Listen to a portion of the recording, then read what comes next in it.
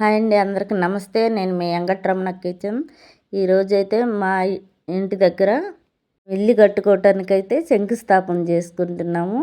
First అయితే మా అబ్బాయి కూర్చొని బొట్టు పెట్టించుకొని పూజ చేస్తున్నాడు. కాదు నేనే చేసుకుంటాను అని చెప్పంగలే మా హస్బెండ్ ఇక్కడ దగ్గర లేకపోయేసరికి నా భుజం మీద కండ వేసి చేసుకోవచ్చని పూజారి గారు చెప్తే నేను అలాగే భుజం మీద కండ వేసుకొని నేనే పూజలో కూర్చొని చేస్తున్నాను.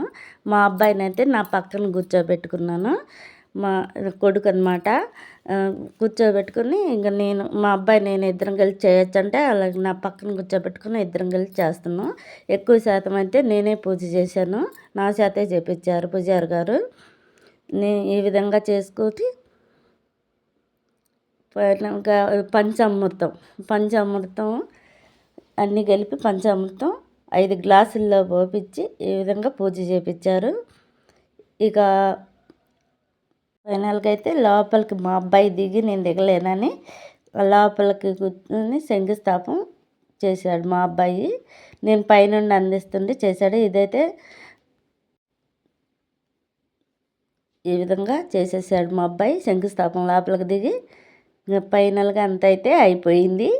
అయిపోయిన తర్వాత మేస్త్రి గారు దిగి ఆయన కూడా ఈ విధంగా చేశారు. చేసిన తర్వాత ఇటుక బిల్లలతో ఈ విధంగా పెట్టాము. పైన అయితే మాల వేసేసాము. మా అబ్బాయి నేను అందిస్తుంటే మా అబ్బాయి వేసేసాడు.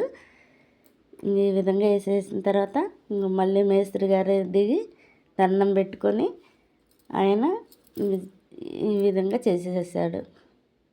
మేస్త్రి గారు చేసే పనులన్నీ ఇంక లోపలికి దిగి చేసేసాడు. ఫైనల్కి అయితే నవధాన్యాలన్నీ వేసేసారు. ఫస్ట్ నేను మా అబ్బాయి వేసాం, తర్వాత వాళ్ళంతా వేసారు.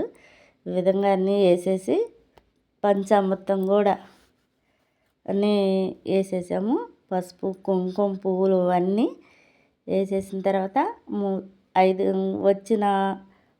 వచ్చిన ముత్తైదులందరి చేత నవధాన్యాలు వేపించారు.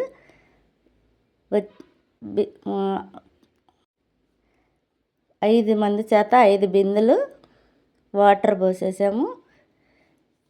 ఈ విధంగా పోసేసాము. ఇక్కడ బయట వాళ్ళు ఎవరు లేరు, అంతా మా బంధువులు మేమే కలిసి చేసుకున్నాం. పూజారి గారు అయితే మంత్రాలు చదువుతూ ఉన్నారు, మేము అక్కడ పూజ చేస్తూ ఉన్నాం. ఫైనల్గా అయితే పూజ అయిపోయింది. ఈ విధంగా చేసేసుకున్నాం. ఫైనల్కి అయితే మా శంకుస్థాపన అయిపోయింది. నచ్చితే లైక్ చేసి సబ్స్క్రైబ్ చేసి